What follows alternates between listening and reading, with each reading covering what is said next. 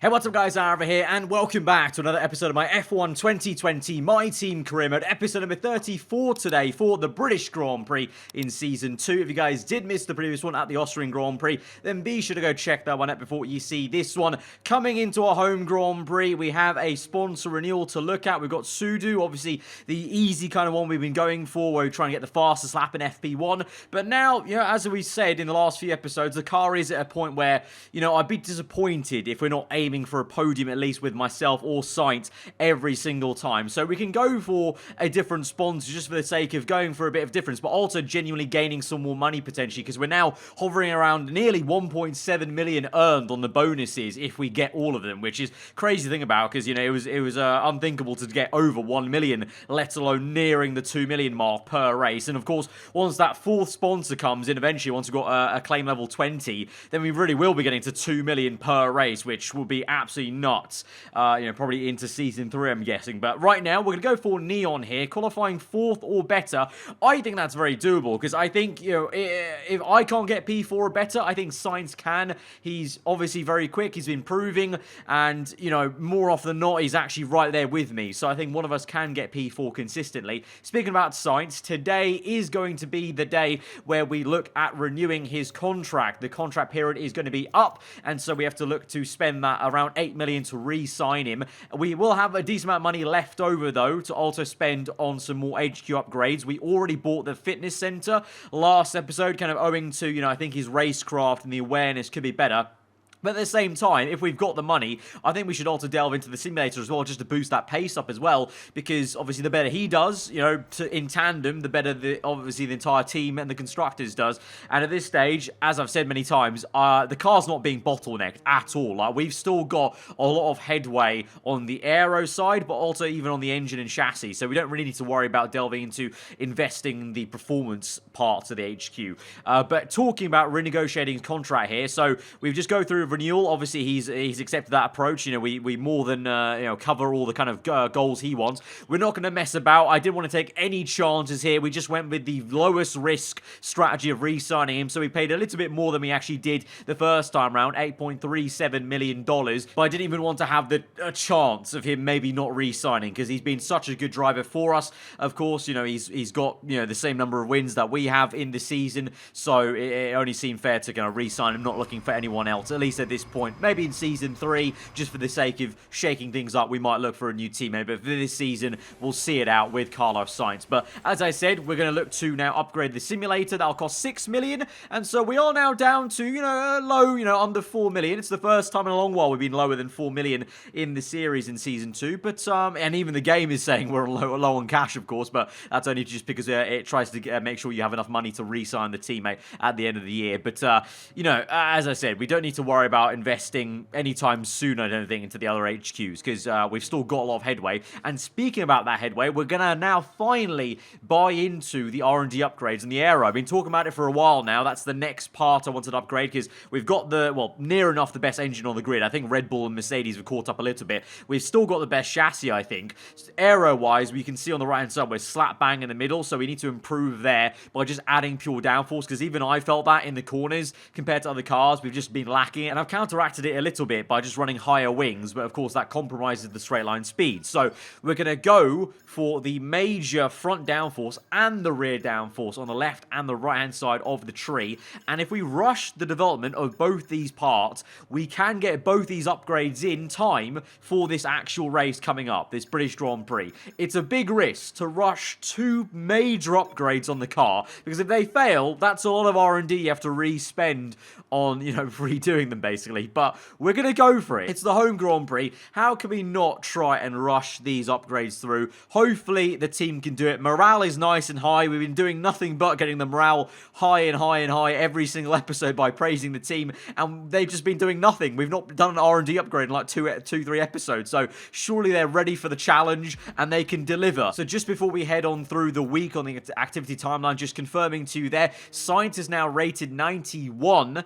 with the kind of training we've we've been doing. And also, as some of you were suggesting, maybe I should look into purchasing one of the power mapping perks for the engine to reduce the engine wear, which I will do. We've already spent some money in the background in previous episodes on some of the other perks, but I didn't do it on the engine mapping, so a little bit of money spent there to try and reduce the engine wear. But we move through. This is the moment of truth, and there it is! We've got both upgrades in on the car. 2 major aero upgrades, rush development, and they both came through. I can't believe I honestly thought it was just going to be typical me. They were both going to fail, but they both come through, and now we've leapfrogged everyone on the R&D side of things. So we're now the best car for not only the chassis, but also the aero. I think engine-wise, Red Bull and Mercedes actually have caught us up, so that's actually interesting to know. Red Bull, this entire time I thought they've been quite low down, but I guess they've been making some steady progress, and I guess that's where all their upgrades have come from in the last few episodes, being the engine side. So they've caught us up a little bit, but aero-wise now, we've gone from the middle way to right at the top of those 2 major upgrades. So that's a massive bit of upgrading, because into the race weekend then as we go on the R&D tree, once it updates, we are now officially on paper the best car on the grid. We've been the fastest car here and there in a few, races. The Zandvoort was the first time, and then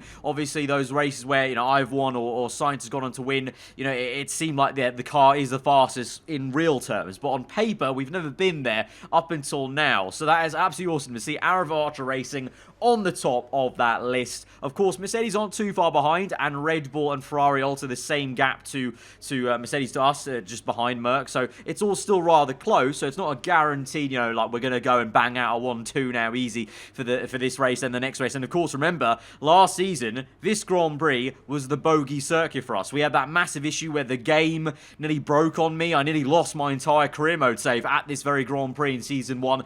And also, the AI are just bloody quick around here. They're really good. And for some reason, also, I felt horrendous around this circuit last season. So I'm still going to be a little bit cautious because I'm just so scarred from what happened in Season 1 where we had that really, really dull race. There's no other way to put it, basically. So we go into qualifying and hoping for a much better one. Obviously, it's not only my home Grand Prix, it's the team's entire home GP. So hoping to bring home the goods. And so with that, we move on into qualifying Q1 to be exact, locking up quite a fair bit into Village. And I've got to say, straight away out of the box, I did not have a good feeling about this because the car, after all these upgrades, the best car on the grid, it still felt really bad around Silverstone. I don't know if it's just me, if you guys have felt this at all. Let me know in the comments below.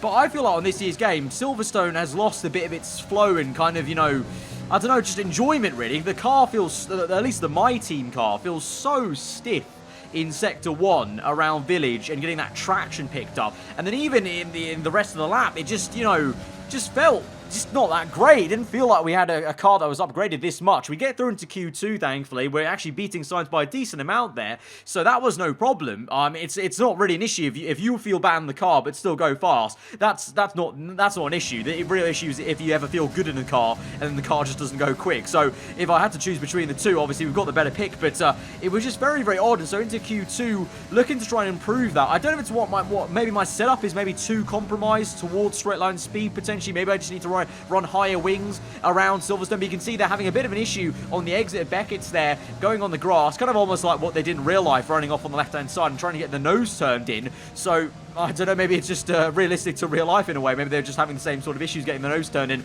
Maybe it was the tyre, because you can see the front left tyre was cooking on that first lap at the very end of it. But as it stands right now, we're in P9 then, Sainz in P10, so we definitely have to have a much better lap this second time around to guarantee us into Q3. It looks like Sainz is also struggling a little bit there. He's just behind me in P10, so I don't know.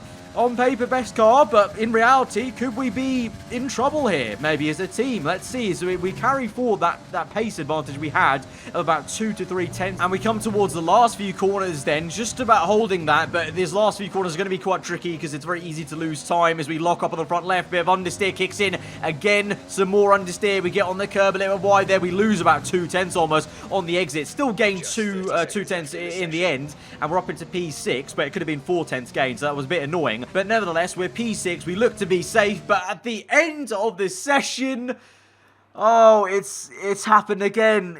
This really is the bogey circuit. I'm actually doing a Jensen Button. I'm not going well at my own home GP because Sainz, how has he done that? Sainz is 1.1 seconds faster than me in this session and goes top in Q2, and I'm knocked out in P13. I don't know what's gone on here. Is my car broken? Is his car fine? Is the circuit just really that difficult in qualifying versus the AI? I have no answers. Absolutely no answers. And I'm now getting very bad flashbacks to Season 1, where we had a very dull race. I really hope that's not the case, but I don't have anything more to say. We're out in Q2, P13 for the home GP. We've got some making up to do, and I hope I can find that pace that Sainz seems to have in the car, because he's now probably going to go on to try and fight for pole, maybe. So let's see what the grid's like and see where we stack up.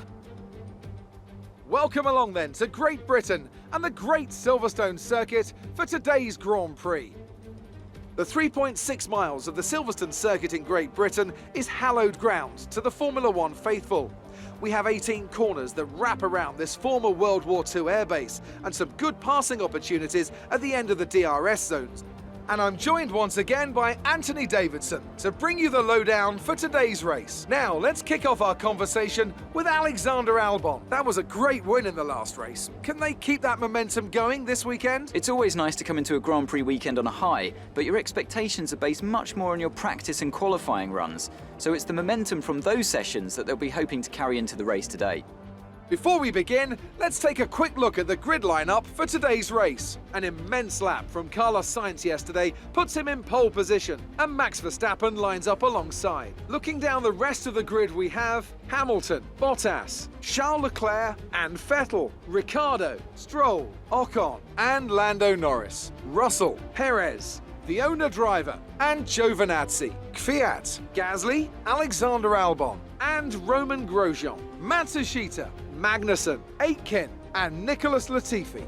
And now it's time to head down to the track. So I was correct. I had a big feeling that Sainz was going to get pole, and he has. So our team is on pole position for their home Grand Prix. It's just not me that's taking the glory, which is a little frustrating. But obviously that's the game's the game, isn't it? So we're here. I really hope the pace is going to be a lot better. We're going to go for a flip strategy because it is a one-stop, unfortunately, either way. So we're going to do a bit of a flip and go on the medium tire first. Try and hopefully have some good pace there. There's a chance we're a little bit slow maybe at the start, but it'll pay big dividends at the very end of this race, maybe on the softer compound tire, on lower fuel, make those last moves hopefully to try and, well, I don't even know where we're aiming for really now with our pace difference to Sainz, but if he's on pole, you should think from P13 we can recover to, you know, going for maybe the podium potentially if the pace is really there in race terms, and obviously we do have a faster race car every single time, so there's obviously always hope there, but I'm just so, you know, worried that it's going to be like Season 1 all over again, where I'm just left in no man's land fighting like one car for P14 or 13 as it is on the grid here. But let's just get into it and find out as we now rev up for 5 red lights for our home Grand Prix. We can do the business on Saturday. Our teammate has, he's on pole position. 5 red lights are out and we're underway for the British Grand Prix. It's a good getaway compared to Perez despite being on the harder compound tire. Lot of ERS used to get ahead of him to the inside. They're giving some room though as well. There's some contact with Perez and we've been spun round by Russell. Are you kidding me? No, not again.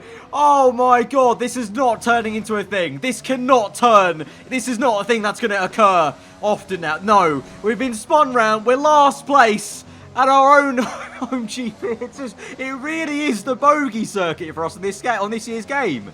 It really is. Either the game crashes, either the car feels bad in qualifying, or that happens. That was a disaster turn 1.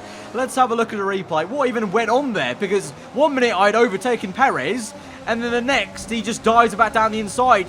Yeah, he just goes for it. Kamikaze dive for us. He slams onto the side pod of us there. The tyre smoke came out, so he really did go for it. And then on board from Giovinazzi looking behind, and you can see basically it's 3-1 to turn 1. We all get sandwiched in, which was never going to work. And then basically I play ping pong with my own car because I'm catapulted from Perez to Russell, and I try to catch the car. And as I catch it, I re-hit Russell, who's also coming back on circuit properly. So It's a racing incident in a way, but also I feel that's Perez's fault because he should have backed out of that. I had that corner. I fully got past him. He was like maybe a pixel, maybe alongside me with his front wing, and then he just dived down the inside. If it wasn't for that dive, I may have, made a little bit of contact with Russell, but we would have made that turn one. So now we're left here chasing after the pack in last place. Meanwhile, our teammate is up in first place. So it's going well. So lap number 2 then already caught up to the pack of Latifi. You can see there's kind of 3 different packs here. The kind of bottom one here. You've got the midfield then a little bit further ahead. And then I'm sure Sainz is out there leading the way ahead of the likes of Verstappen and Hamilton. But we're now closing up on the Canadian in the Williams car. Plenty of ARS used to get down the inside there. Little bit iffy on the exit, a little bit wide on the curve, but that's all right. Up into P21, out to 22. So it really is going to be a very long afternoon for us today, but we're looking to make the moves when we can, and catching Matsushita napping as he locks up on the front left. They almost get scared by me coming in the mirrors on the left-hand side, and we're up into P20 very easily then. So lap number 3, at least we can overtake these cars, but the thing I'm worried about is that once we get to those midfield cars, the McLarens, the Racing Points, will we have the same pace? So we now dart to the inside, make a lovely overtake on Kevin Magnussen there in Village. So you can see against these guys, the car looks great, but where was this pace in kind of showing in qualifying yesterday, where we could have been further up the order in the top 10 shootout, of course. So now we catch up to Grosjean, have to lift off a little bit into Cops, which is a little bit surprising, to be honest. Even on heavy fuel, I thought the car at this point of the season, with all the upgrades, would have been a little bit more, had a bit more downforce. But again, that's maybe, as I was alluding to in qualifying, maybe I've just run the wings a little bit too low, because even here through Magnus Beckett, as I overtake Grosjean, he's on the back of me, and I just feel like I'm understeering a bit too much. So maybe I need to rethink my setup strategy for Silverstone into Season 3, next time we come to this circuit. But dive down the inside of Aitken there, up into P17. So we've got past all the back marker cars, basically, the Haas, Williams, and now that's where the real business begins, because ahead of us is Gasly and Albon, so that'll be the real test. But meanwhile, as I said, as we're floundering in the back here, Sainz from pole position doing a great job for the aarava Archer Racing team in first place. Verstappen in that improved Red Bull in second place. Third place then is Lewis Hamilton, so Hamilton keeping the pressure, but these 3 in a world of their own, it seems, because there's a bit of a gap then from Hamilton to the next car along, which is going to be Leclerc, I think that is, ahead of Bottas. Then you've got the other Red Bull, Ricciardo, and then Vettel struggling for some pace there behind the Racing Point car of Stroll, I believe that is, because Albon's the one a little bit further back down the order. And speaking about Albon, there he is, and there we are, trying to close up as much as we can to Pierre Gasly now for Tower, and we do so as we go towards the end of lap number 6, looking to maybe line up a pass like we did on the Renault, going for the big old dive there, and we're loving this corner, down the inside, lock up on the front left, and we have to kind of almost force Gasly a little bit wide there, but we get the job done, and you basically blink and you miss it, basically, in the cockpit of the AlphaTauri's car. But we're up into P16. Needs must, really. We need to be that aggressive, because if I want to try and get back into even some decent points, I need to be just making these moves as quickly as I can and using the theoretical pace of our car that's on pole position, of course, and at the moment leading the way in this Grand Prix. So now closing up on Albon, the Thai Brit in the Racing Point car, using a lot of ERS, and into Maggots and Beckett's we make the move on the outside. Look at that camera shot. Lovely stuff there as the car really undulates with the circuit. We get the job done, and surprised actually at that point in the circuit, because I was quite far behind Albon. I fell through Cops, but then the ERS mode was just so powerful into that complex, and so can we do the same again, potential in Kvyat, or maybe into Cops itself as we deploy overtake mode, rich mix, and unlike in Austria, we are harvesting a lot of ERS, so we're able to use plenty on the straights. Here we go to the inside, bit of a tire on the grass on the inside there, but get the job done, doesn't unsettle the car, and we're into P14. So we are having some fun out here, but P14 into 13, that's where we qualified. So now will the progress be the same, I wonder? Let's see as we look to try and get on the back of the Alfa Romeo straight away. DRS open, rich mix of course has been going this entire time using more overtake mode, and we're going to try and sail one through to the inside. It's actually quite an easy overtake there, as Giovinazzi just lets me through essentially, and we're up into P13, and now ahead of us is one Sergio Perez. Now I'm a little bit, cautious, because he was the man who kamikaze dive bombed me, essentially I feel like spanned me round, but hopefully we'll get past him easier time this time round. But meanwhile, back up ahead, just to kind of update you guys, it's still Sainz who leads the way. Verstappen looks a bit closer there with DRS open, so he's keeping Sainz honest, which is quite good for, I guess, in a sense of keeping the fight kind of quite close to us this season. We're not just going to waltz away, and it's not going to become too dull. And Hamilton's also right there in P3. Meanwhile, for us, we fly past Perez there, easy overtake, and I'm not even going to bother trying to, be, a little bit flamboyant there with that overtake. Just want to get past him, move on. It's in the past, can't get too angry at the spin, and just move on with our lives. So we're up into P12, looking to try and overtake George Russell then. The other man we obviously made contact with, but he was more of a passenger in that incident, to be fair to him, so not too fussed about that. And we set the purple fastest lap of the Grand Prix as we do it. So we are showing some great pace. And remember, right now, we're not feeling as much tyre wear as these guys, but that's not going to stop Max Verstappen from attacking Carlos Sainz round the outside in towards Sector 3. Sainz gets the elbows out, but a contact made between the two former Toro Rosso teammates so long ago. That must have been now, it feels like, for these guys in the cockpit. But Verstappen is into the lead of the British Grand Prix. So like I said, even though we are the best on paper in this season right now, it's so close that in reality, it's still going to be a close fight as now Sainz comes in for his pit stop, but the Red Bull leads the way from Sainz in our aarava Archer Racing car, and Hamilton in third as we now look to overtake Russell. Very close on the left-hand side it was. Russell didn't give me any room to work with until the brake zone. Get the job done. Cheeky overtake just as we also overtake some cars that are in the pit lane as well. So of course those will not be for position, but at this moment in time makes me feel a little bit happier that we're up into P5 at least on the road, and we look to maybe overtake Ocon as well. Again, ERS off Cops is really working out for us. A treat into Maggins and Beckett, into that complex. That seems to be our new favourite overtaking spot there. Purple first sector as well, so the car's going well. Also feeling a bit of understeer here and there in sector 2, as you saw on the exit. But yeah, like I said, we're not feeling as much tyre wear as everyone else, because obviously their soft tyres are running out. So we will have a bit of an advantage here, and we'll have an advantage in this next stint because we'll be on the soft tyre. The only other person that's on the same strategy as me is Valtteri Bottas, which is a little bit interesting. The only man who started and qualified on mediums in Q2. So it's going to be interesting to see now as we actually get some clean air up into P2. It's just me and Bottas now. So what will that gap be like? So as we move through into lap 15, we do close up to Bottas. So we have some genuine good pace versus another top car on the same tyre compound. He continues on for one more lap. We come in because I feel like we've now got enough laps where I can go till the end on soft tyres. Don't want to go on these tyres for too long. Take the advantage of the undercut and maybe try and even jump Bottas, with the pace we've got and we're showing here today. I wouldn't be surprised really, but we're down this very long pit lane now. We're making good progress, I feel. I actually feel a little bit more comfortable now. I feel like we can at least aim for a top 5 finish, I think, at the rate we're going and the pace we're showing. And that was on mediums, remember. Now, we're on the softest compound, on lower fuel. We've still got so much ERS to play around with, and also some fuel. Not as much as the ERS, but still some rich mix to use. So I'm feeling good about this, actually. So we're going to, keep positive, obviously. Like I said, head down and just try and do the best job we can, because we're coming out of the pit lane in P8. So you got to say, there's no way we can't challenge for top 5. We're coming out in P8 here. We've jumped a load of the cars we were meant to be closing up to, like Stroll and Norris there. We just jumped them outright in that pit stop strategy. So very good news for us. And good news potentially for our team as well, as Sainz is looking quite quick here in a straight line. DRS open here for the race lead on Verstappen. Down the inside he goes at the same corner. He got overtaken before in this Grand Prix. He re-overtakes Verstappen and gets back into the lead of the British Grand Prix. So there's still some decent hope for our home race to have some glory and for us to win the race as a team. Obviously it'd be a little bit annoying. It's a little bit annoying that I'm not there with him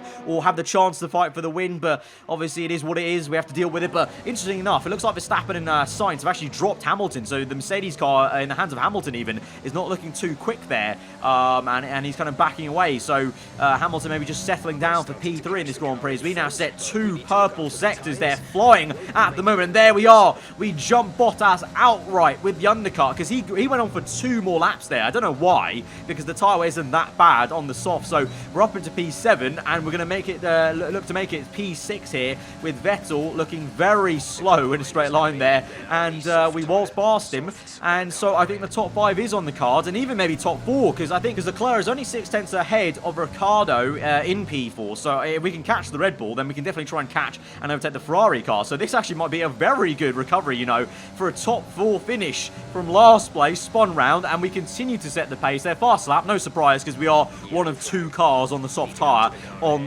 low fuel, so no real shock there. But as we move through into lap 18, we've got a flag out there, yellow flags up ahead, and there's a car going slowly. It's Max Verstappen! Max Verstappen's out on the British Grand Prix. There he is, parked up. And so that pretty much guarantees Sainz the victory, I would say, because Hamilton's too slow to catch him. So the victory is guaranteed for aarava Archer Racing here today in the hands of Sainz. And so now it's all down to us. Can we get the podium even? I didn't even realise that. Hang on. We can get a podium because Hamilton's P2 now. Ricciardo's overtaken Leclerc and the Red Bull's in P3. And we're now looking to close up. We're in P5. I didn't realise that. One free position, not only for Sainz, but also for us. So we could genuinely go from last in a spin to a podium here. So it may not be all doom and gloom at the home GP. We may actually get on the podium here at Silverstone. We go and overtake Leclerc with some ease there. Once again, one of our favourite corners, it seems, in this race, using the ERS off cops into that complex. And it's an easy P4. Now we look to close up on Ricciardo. There is the podium right in our sights. And even though the Red Bull car has improved its engine so much so this season, we've still got the advantage here with ERS and DRS, no match. And we fly by him. And we're up into P3 of the British Grand Prix. I can't believe it. After what happened at turn 1, lap 1, you know, we were like, you know, a sector and a bit behind 21st place at that stage on lap 1. And to come back to P3 just shows the strength of our car, but also the race pace we've shown today as well, and the strategy I think has worked out. Being on the soft tire here today at the very end is worked out a real treat. And actually by the end of the Grand Prix on the last lap, we've closed up to Hamilton. We're within 1 second.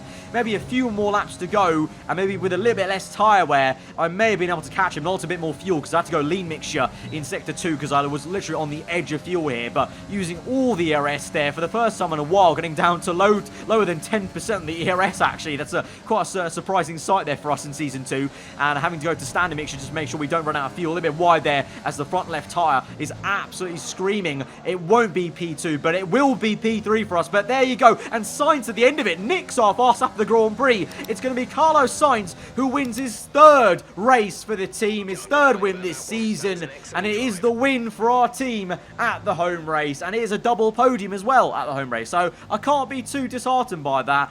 It's 3rd place. I'll take it after what looked to be a dismal Grand Prix after lap 1. Well, they've done a brilliant job, I must say, under some intense pressure to take a well-earned victory here at the British Grand Prix. Tell me, Ant, how do you think they were able to deliver such an incredible result today? Well, I think it was clear what the main contributing factor out on the track was today: speed. I know it sounds like an obvious thing to say, Crofty, but fast cars win races, and we saw that today with our winner. Well, I'm thoroughly exhausted after the excitement of that race, but I'm sure it's nothing compared to our drivers here. They've worked hard to make it up there, and it's great to see them make their way out onto the podium. So Sainz really is the real deal. 3 wins to R2, isn't it? We've won 2. That's how bad my memory is in terms of short-term memory for this season. I think we've won 2. He's won 3. So he really is doing the bits and, you know, giving me a good old prod in terms of, you know, keeping me on my toes in terms of we need to try and match him for that 3rd win now. But, I mean, fair play. He had the pace to outright overtake Verstappen anyway before he retired. So he would have won the Grand Prix anyway. So it's not like he got gifted it. But in terms of the championship then, Sainz elevates himself up into P3 then. Only a few points off Hamilton. So if he has another great race and beats Hamilton, we're not far off having won to the championship in Season 2, which would be just mad, because I really did not think it was going to be like this. But here we are. We've just done very well. We've just done very well at upgrading the car compared to the other teams, and we've just done it right, basically. And so we continue to lead the way with a bit of a cushion. It's not a massive cushion, I must say, to Mercedes, but it's still a cushion nonetheless. So that was quite a Grand Prix. What a turnaround there. I thought it was going to be an absolute disaster and a half at the start of that one, but the car was quick. The race pace showed out compared to qualifying, and we're able to pull through for a podium at Silverstone. So love that. And if you guys did as well, then be sure to hit that like button. Let me know what you thought in the comments below. If you're new around here, then do get subscribed for weekly Formula 1 content. I've been aarava. I hope you guys enjoy this day. I'll see you guys next time. Goodbye.